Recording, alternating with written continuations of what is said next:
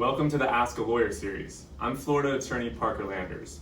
Today I have my beautiful girlfriend Emily Pereira, who has questions, like many people do, about Breonna Taylor and the many legal issues surrounding her death. Hi, Emily. Hi. One of the biggest questions that everyone has and that I have is, why didn't any of the officers, if not at least one of the officers, get charged with the murder of Breonna Taylor? It's a good question, and I definitely understand why that question keeps getting brought up over and over again, because it is a good question, and the case is a complex case. First, I think we should discuss as many undisputed facts about the incident as possible, and then I can maybe share with you some of the legal doctrines that apply to those facts. Yeah. So what do you know? So, the facts that no one can argue is there was a raid that was done in Breonna Taylor's apartment under an investigation concerning her ex-boyfriend, Jamarcus Glover. In this raid, no one argues that they knocked, that they didn't, hold the part of the no-knock warrant where they weren't going to knock. There was banging. Even Walker, the boyfriend, when he gets on the call, he said, I heard loud banging, and then my door flew open. So there was banging, the door flies open. Walker and Breonna Taylor at this exact same time are getting up from their bed. They're scared. They think that her ex-boyfriend even is coming in to attack them. Walker gets his gun and shoots once the door unhinges and comes open, supposedly hitting the officer Mattingly. Then they unload 32 plus rounds, 6 of which shot and killed Breonna Taylor. And then we also know that Hackinson was charged with wanton murder, correct? Wanton endangerment. Wanton endangerment. Because he went around and fired through her side door that had blinds, and that was against their policy. He shouldn't have done that because he didn't have a clear sight, and obviously was endangering the lives of everyone because he was kind of just spraying the whole apartment.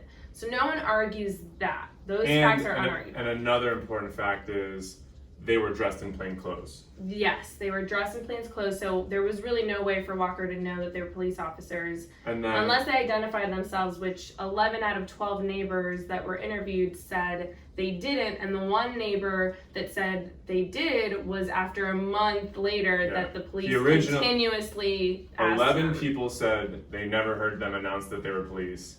The 12th person also, I think the first time, said that he didn't hear them announce police, but then later changed it after being investigated by the police and said maybe he heard them announce the word police once. So those are pretty clear facts, and that 6 shots or more hit Breonna Taylor, that the shots that hit Breonna Taylor came from Mattingly and Cosgrove, who came in through the front door. Specifically Cosgrove that had the Cosgrove supposedly had the fatal shot. Also, that Kenneth Walker did only fire 1 shot to start the whole thing.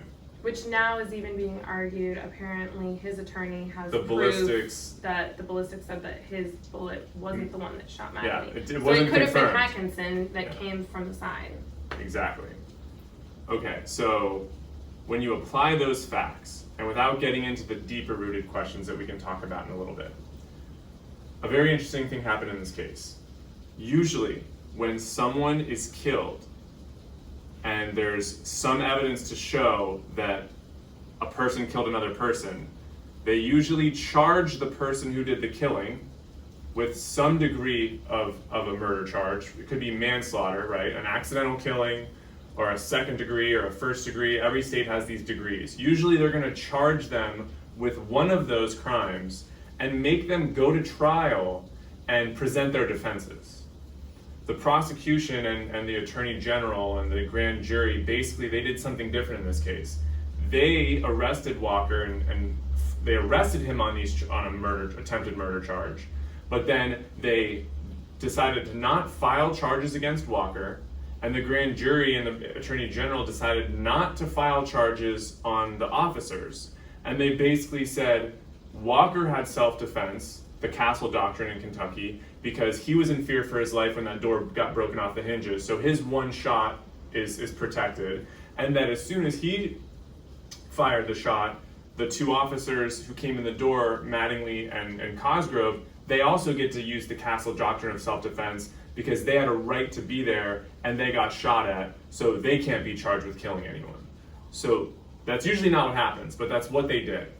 And I've heard it called a prosecutorial fiat. They prosecuted the case before it was done, and they're like, they both have a defense, let's not charge either side. What's the point of having, it seems like they kind of did that to Walker so that they could preemptively do that in defense of the officers. It benefited Walker, and it benefited the officers. Neither of them had to go to trial and present that to the jury that, hey, I was in self-defense of my shooting and my eventual killing. The safer, more traditional route in many jurisdictions is you charge both of them, and they go to trial, or a deeper investigation occurs, and they have to have a hearing on stand your ground, or they have to have a hearing or an ultimate trial where they present, hey, yes, I fired the shot. Hey, yes, that person was killed. The ballistics reports show that my shot killed her. However, there's this Castle Doctrine, or there's, in my state, a self-defense doctrine, and all the parts of the self-defense doctrine applies for my situation. And then the jury says, you're acquitted. And I think that would have given people a more fulfilled, feeling. They would have felt more fulfilled. They would have actually done what the law in the United States says you have to do. Clearly, that right there brings up so much other suspicions about how and why they're handling this case. And I'm going to go to my handy dandy notes because I definitely did my research before asking, and there's so much that entails in this. First off, they didn't follow their own policies, and I'll just read these off to save time, but they told the ambulance to go away. So there's always supposed to be, correct me, right? When they do these raids, they have an ambulance that comes up, and they told the ambulance, no, you guys can leave, because even in the audio that was recently released, Cosgrove said, we thought that we were going in, to raid an apartment of an unarmed woman who lives by herself. Well, first off, then why did you come so heavily armed if you thought that she was unarmed woman by herself in the middle of the night, right? Yeah. So that's my first thing. Apparently, I also read that they told the ambulance to leave a couple minutes before they initiated this raid, which doesn't make sense. I agree. Right?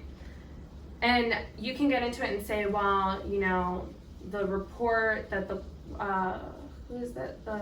coroner did said that she died within minutes, but we'll never know because there wasn't an ambulance on the scene. Exactly. And they didn't follow the process. And from the time they shot her, if the ambulance would have been right there behind, if the people in the ambulance would have been ready to come out and go right to her, they may have been able to get to her in minutes. Okay, so that's one. They walked around after the incident. There was a video that was leaked of a body camera that supposedly the Attorney General says there weren't any body cameras on the officers that did this raid, but it wasn't until Area Patrol came in that they had body cameras. Well, a video was leaked of them walking into the doorway of the apartment, and they're talking about the shells of the bullets, and you can clearly see Hattinson in the apartment walking around, which goes against their policy. And the man in the video even says, yeah, we should back up and wait until FBI gets here to investigate, because if Walker couldn't walk in that apartment and touch evidence and move things around, why should you? No one, I think that's the policy of most police departments. I could be wrong on a few, but if there's a crime scene and you could be a potential, defendant or witness, you don't get to go in and adjust the crime scene. No, exactly. That's obviously, that might even be illegal, and that would probably be illegal in some cases, but definitely not according to policy. And then there's, the first report said that no one was injured. Then Hackinson said that he saw an AR-15. Then the Attorney General was asked to have someone else prosecute it, but he did it himself. So it's just, all of these things together, it seems like they're not being transparent, and from the beginning, they're trying to hide something, and it just seems like the law didn't favor both parties in the way that it should have. So, I don't know if they're necessarily trying to hide too much. I would say that the better way that I view these kind of situations, they're trying to protect their officers. I don't know if they're hiding a bunch of evidence. If there was body cameras, somebody would have been able to uncover that. So I truly believe they just chose not to have body cameras for whatever reason. So I don't know if they're necessarily hiding a bunch of evidence. They could be hiding some evidence, but more than hiding the evidence, even if the point of hiding evidence is to protect the officers from going to jail for murder. And the Attorney General decided that he was going to be the special prosecutor on the case rather than have a neutral party from some other jurisdiction do it. The Attorney General and the prosecutor who was in the grand jury room, right, we never got the instructions that they read to the grand jury. They released the footage of the grand and jury you were talking. A prosecutor, I was a prosecutor. You learn about grand juries. What happens in the grand jury room is usually private, and it's the prosecutor leading these grand jurors and showing them their side. They usually present the evidence in a way that will get the grand jury to agree with what they already want to happen. Yeah. So it's not the best process for any crime and for any defendant to be charged by a grand jury, because if the prosecutor really wants the guy to be charged with murder, he's going to be like, yeah, then we found this, and this is so bad, and here's the charges that we want you to look at. And if the prosecution doesn't want that person to be charged, they're going to be like, we don't even know if he committed a crime. Here's the evidence. It doesn't look that bad to us. To us, he's justified in the shooting, right? So the things that I've seen, it does seem like the latter happened. The second part happened. Grand jurors are coming out supposedly so far have come out and said, bring out all the evidence. Because right now the Attorney General is saying, well, they made this decision, kind of putting it all on them. And they're like, no, put out all the evidence, put everything out and let people decide so that everyone can see what information we were given and what we saw and why we made this decision. And we're never the questions you were asked. And we're never even going to know what they cut out what the prosecutor said to them. So we'll never know. We're not even going to know how it was framed to them. So the grand jurors seem to say, look, like it was framed very poorly for us to make an indictment. And even what we got wasn't what we wanted. And that they definitely had questions throughout the process. So that is more of a political issue. Did the Attorney General of Kentucky, I think his name's Cameron, yeah. Did he have some sort of incentive or motive to protect these officers? Was there other parties involved that went to him that wanted to protect these officers? You know, did the prosecution, because they deal with police officers all the time, want to do their very best not have to charge a police officer with a crime? And that happens in every jurisdiction and all around the world, and especially in the United States. You have a weird, imbalance of, if I'm with the prosecutor's office, police make arrests and police are our witnesses to prove that people committed crimes. Well, when the police commits a crime, who should charge the police and decide whether the police committed a crime? So a lot of times the police do have a little bit more protection, but they're not supposed to. They're just not. If a police commits a crime, or I commit a crime, or you commit a crime, no matter what the crime is, it's the same law. We're all under the same law. It's under the same law, and I will take it a step further to even say, if you are going to be a police officer, you should go through extreme proper training to be a police officer. Because when I get pulled over, I can't just curse the cop out and be like, why the F are you pulling me over? What's going on here? I can't give him attitude. I've seen cops arrest people for that and say God knows what to, justify that arrest. So if you have to be such an extra level of citizen because you're a police officer, the law should make an example of you when you do things wrong. Because the law makes example out of civilians every day that do things wrong. So why shouldn't they be upheld to the same, if not more? You want all this responsibility. But at the very least, they should be scrutinized and investigated under the same microscope as everyone else. And that's what I mean by more than what they're at now. Yeah. I mean, it's, without going too much into my past, I was a prosecutor, and a lot of people within the prosecutor's office and a lot of people on juries tend to believe a police officer more than a lay person. And a lot of times when I was picking a jury, you have to ask, if a police officer says a version of the story and a lay person, a guy off the street tells you a version of the story, are you going to automatically lean towards the police officer's story because he's a policeman? And a lot of people will say, yeah. And then we can't have those people deciding things. It needs to be somebody that says, I don't care what you do on earth, what your job is, I'm going to base it on the story you tell. I'm going to base it on your body language. I'm going to base it on how you answer questions and other things, but not based on what kind of uniform you wear. Well, because that's not the way that the law works. Like, I think the important part in this video is what you said in the beginning. The law should have tried both parties equally the same. And I think you were telling me about the Castle Doctrine Self-defense. It is self-defense, but you were telling me, and I can be wrong, that they can't use it, or at least Walker's attorney is saying they can't claim Castle Doctrine on Walker and on Breonna Taylor. Correct. Because it's not for third parties. It's so not you'd for have third to, parties. you have to. So that would be a jury question. Was Breonna Taylor a third party? Right? Was Breonna Taylor, if they knew that Breonna Taylor didn't have a gun, or they didn't see a gun or shots coming in the direction of Breonna Taylor, and she gets killed, then you would be able to make the argument as the prosecutor that they don't get to use self-defense on her. Which I'm assuming that the prosecutor probably said she's not the third party because the warrant was under her name, not under Walker's. Who knows, right? Or that she was directly behind Kenneth Walker and they couldn't tell which one had the gun. They could do all that. But again, those, in many people's opinion, are questions for a jury, not for the prosecutor to make a filing decision. So I think that that's the best way we can sum up the video, is that a lot of things transpired that cloaked both Kenneth Walker and the police from having to face serious charges. And let's be honest, it only cloaked Kenneth Walker, in my opinion, because they were trying to cloak the police officers. Exactly. Because it seems like it benefited the police officers way more, and even... Well, yeah, because the police officers killed somebody, that's a fact, and Kenneth Walker killed nobody. That's a fact.